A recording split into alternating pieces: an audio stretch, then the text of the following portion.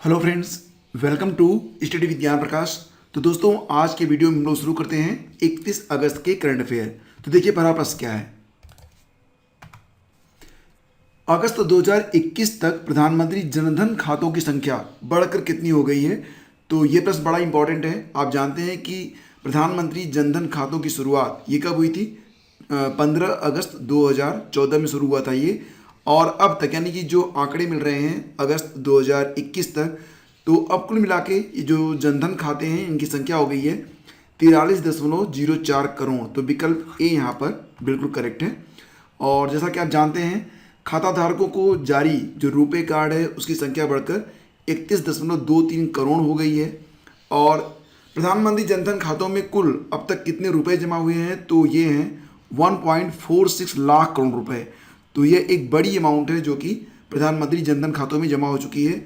और प्रधानमंत्री जनधन खातों में जितने भी खाते खुले हैं उसमें आधे से अधिक नियर अबाउट 55.47% महिलाओं के खाते हैं। अगर इनको कन्वर्ट किया जाए संख्या में तो लगभग 23.87 करोड़ महिलाओं के खाते खोले गए हैं प्रधानमंत्री जनधन खातों के अंतर्गत। और याद रखना कि इसकी शुरुआत 2014 में हुई थी, तो 7 साल इसके पूरे हो चुके हैं। अंतर्राष्ट्रीय सैन्य और तकनीकी फोरम आर्मी 2021 का आयोजन कौन सा देश कर रहा है? तो इसका आंसर हो जाएगा ऑप्शन सी, यानी कि रूस में यह आयोजन हो रहा है आर्मी 2021 के नाम से। तो फ्रेंड्स, याद रखना कि आर्मी 2021 का आयोजन रूस में किया गया। रूस के पैट्रियट एक्सपो सैन्य प्रशिक्षण मैदान में तारीख रही 22 से लेकर 28 अगस्त तक। याद रखना कि इसका जो पहला संस्करण है वो 2015 में आयोजित किया गया था और 2021 में यह इसका 7वां संस्करण था। ठीक है। और अंतर्राष्ट्रीय सैन्य तकनीकी फोरम आर्मी 2021 में भारत की ओर से DRDO ने भी अपनी प्रदर्शनी लगाई थी। और ये भी याद रखना कि भारत की ओर से इसमें LCA Tejas anti tank guided missile, Arjun main battle tank यानी कि MK1A को भी प्रदर्शित किया गया है। देखिए फ्रेंड्स, जो कुछ भी आप पढ़ते हो उसका रिवीजन बड़ा जरूरी होता है। बेशक आप नया कुछ कम पढ़ो, लेकिन जितना आपने पढ़ा हुआ है उसका रिवीजन आपका होते रहना चाहिए। तो करंट अफेयर के लिए ये बड़ा जरूरी है कि आप उसका रिवीजन करते रहें। अगर आपके पास नोट्स है तो आप उससे पढ़ते रहें। अगर नोट्स नहीं है तो आप हमारी PDF को परचेज कर सकते हैं। और ये PDF हर महीने की आपको उपलब्ध करवाई गई है। 8 महीने की कंबाइंड PDF भी है जो कि आपको पर मंथ PDF से थोड़ी सी सस्ती पड़ती है। तो अगर आप चाहें तो इसको परचेज कर सकते हैं। लिंक वीडियो के डिस्क्रिप्शन में दिया गया है। हाल ही में किसके द्वारा सार्वजनिक क्षेत्र के बैंक सुधार एजेंडा ईज 4.0 का शुभारंभ किया गया? तो याद रखना कि यह ईज का 4था एडिशन है और इसका शुभारंभ किया गया है हमारी वित्त मंत्री कौन है? निर्मला सीतारमण जी के द्वारा। तो ऑप्शन सी इसका बिल्कुल करेक्ट है। ईज 4.0 का जो थीम रहा वो है technology enabled simplified collaborative banking. और ईज को क्या कहते हैं? ईज का मतलब होता है enhanced access and services excellence reform agenda, यानी कि ईज। तो ईज 4.0 सार्वजनिक क्षेत्र के बैंकों के लिए एक सामान्य सुधार एजेंडा है जिसका उद्देश्य स्वच्छ और स्मार्ट बैंकिंग को संस्थागत बनाना है। इसे सरकार और PSB यानी कि पब्लिक सेक्टर बैंक के द्वारा संयुक्त रूप से जनवरी 2018 में लॉन्च किया गया था। याद रखना कि इसको लॉन्च कब किया गया था? 2018 में इसे लॉन्च किया गया था। और इसे इंडियन बैंक्स एसोसिएशन के माध्यम से कमीशन किया गया था। बोस्टन कंसल्टिंग ग्रुप के द्वारा इसे बनाया गया। ईज 4.0 ग्राहक केंद्रित डिजिटल परिवर्तन के एजेंडे को आगे बढ़ाने के लिए PSB को तकनीकी सक्षम, सरलीकृत और सहयोगी बैंकिंग के लिए प्रतिबद्ध करता है। आगे बढ़ते हैं। नेक्स्ट क्वेश्चन होगा, national commodity and derivatives exchange limited यानी कि NCDEX द्वारा लॉन्च भारत के पहले कृषि क्षेत्रीय सूचकांक का नाम क्या है? तो इसका नाम है गुआरेक्स और सोएडेक्स, यानी कि विकल्प A और B दोनों यहाँ पर करेक्ट हैं। तो friends, national commodity and derivatives exchange यानी कि NCDEX ने कृषि जिंस बाजार में 2 क्षेत्रीय सूचकांक गुआरेक्स और सोडेक्स को जारी किया है। और NCDEX के जो MD और CEO हैं अरुण रस्ते, उन्होंने बताया कि सूचकांक के वर्ग में हमने कृषि जिंस में देश का पहला रिटर्न आधारित कृषि वायदा सूचकांक जारी किया है। गुआरेक्स और सोडेक्स देश में कृषि जिंस कारोबार में पहले क्षेत्रीय सूचकांक हैं। तो गुआरेक्स और सोडेक्स क्या हैं, ये सूचकांक क्या होते हैं, मैं आपको बताता हूँ। देखो, गुआरेक्स एक रिटर्न आधारित सूचकांक है और गुआर सीड और गुआर गम रिफाइंड के वायदा अनुबंध के मूल्य में होने वाले उतार चढ़ाव पर यह आधारित होगा। इसी प्रकार सोएडेक्स सोयाबीन और रिफाइंड सोया तेल के वायदा अनुबंध में आने वाले उतार चढ़ाव पर आधारित होगा। तो बेसिकली ये दो फसलों पर आधारित है, जिसे आप गुआर और सोयाबीन के नाम से जानते हैं। अब बात करते हैं NCDEX के बारे में, यानी कि national commodity and derivatives exchange के बारे में। तो भारत का ऑनलाइन कमोडिटी ट्रेडिंग एक्सचेंज है, जो विशेष रूप से कृषि उत्पादों में व्यापार के लिए बनाया गया है। यह वायदा व्यापार के मूल्य और संख्या के संदर्भ में NCDEX MCX के दूसरे स्थान पर आता है। हालांकि इसका मुख्यालय कहाँ पर है? मुंबई में है। यह देश भर में स्थित अपने कई कार्यालयों के माध्यम से काम करता है। इसके अलावा यह कृषि वस्तुओं पर कुल व्यापार का 75 से 80% नियंत्रित करता है। होगा कि एनएसजी कमांडो द्वारा कब से कब तक गांडीव वार्षिक अभ्यास का तीसरा संस्करण आयोजित किया गया? तो इसका आंसर हो जाएगा ऑप्शन सी, यानी कि 22 से लेकर 28 अगस्त 2021 तक। तो दुश्मनों के नापाक मंसूबों को नाकाम करने संबंधी अपनी तैयारियों को परखने के लिए राष्ट्रीय सुरक्षा गार्ड यानी कि एनएसजी ने व्यापक अभ्यास का आगाज किया है। एनएसजी कमांडो गांडीव नामक इस वार्षिक अभ्यास में विमान अपहरण और बंधक बनाने जैसी परिस्थितियों में त्वरित प्रक्रिया और चुनौतियों को मात देने की अपनी बेजोड़ क्षमता का प्रदर्शन किया गया। 22 को प्रारंभ हुए इस अभ्यास का समापन हुआ 28 अगस्त को। आधिकारिक बयान के अनुसार इस अभ्यास में राष्ट्रीय राजधानी क्षेत्र यानी कि NCR, उत्तर प्रदेश, मध्य प्रदेश और गुजरात के विभिन्न शहरों के उन स्थानों को शामिल किया गया जो आतंकी वारदातों के लक्ष्य हो सकते हैं। अभ्यास के लिए 30 से 35 ऐसे स्थानों को चुना गया था। आतंक निरोधक बल यानी कि एनएसजी का गठन कब हुआ था? तो 1984 में हुआ था।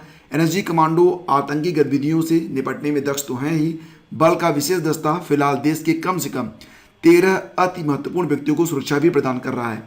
मानेसर मुख्यालय के अलावा इसके 5 हब हैं, जो कि गांधीनगर, मुंबई, कोलकाता, हैदराबाद और चेन्नई में हैं।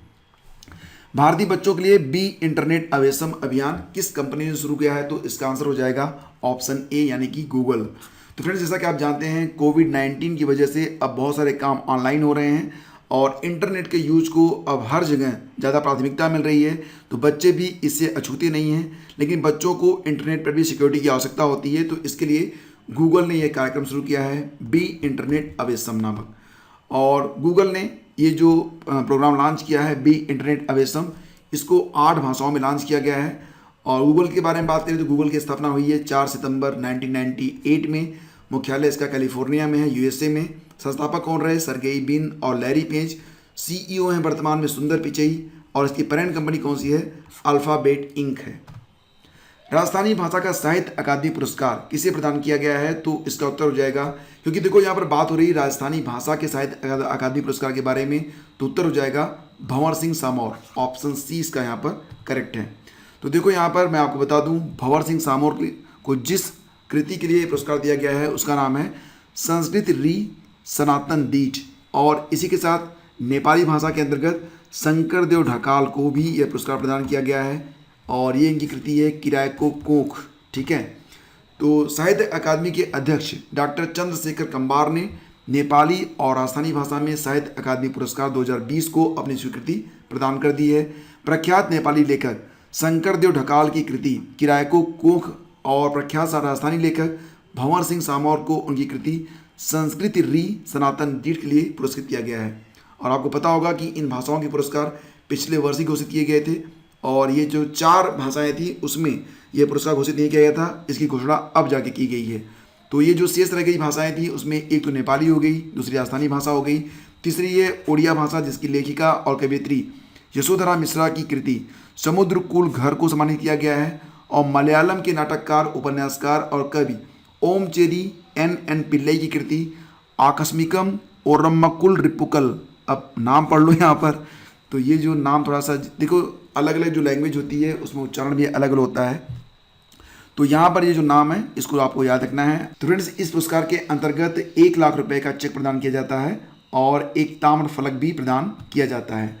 इसके पहले जो भाषाएं सम्मानित की गई थी, यानी कि 2020 में जो लिस्ट जारी हुई थी, तो यहाँ पर आप देख सकते हैं सबसे इंपॉर्टेंट 2 बातें हैं। सबसे पहले तो आप जान लो कि हिंदी के लिए साहित्य अकादमी पुरस्कार दिया गया था किसको?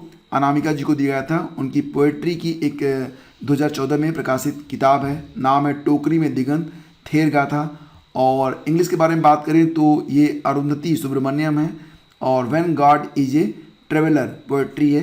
तो ये 2 चीज़ें आपको यहाँ पर याद रखनी हैं। निगरानी पोत विग्रह को भारतीय तटरक्षक बल में शामिल किया गया है और इस निगरानी पोत का निर्माण किसने किया है? तो यहाँ पर surveillance ship Vigraha has been included in the Indian Coast Guard who has build this surveillance ship. तो इसका उत्तर हो जाएगा यहाँ पर L&T शिप बिल्डिंग, यानी कि ऑप्शन बी इसका यहाँ पर करेक्ट है, Larsen and Toubro ship building. और बात करें अगर हम इंडियन कोस्ट गार्ड के बारे में, तो इसकी स्थापना 18 अगस्त 1978 में हुई। मुख्यालय नई दिल्ली में है। अध्यक्ष हैं कृष्ण स्वामी नटराजन। और भारतीय तटरक्षक बल दिवस मनाया जाता है 1 फरवरी को।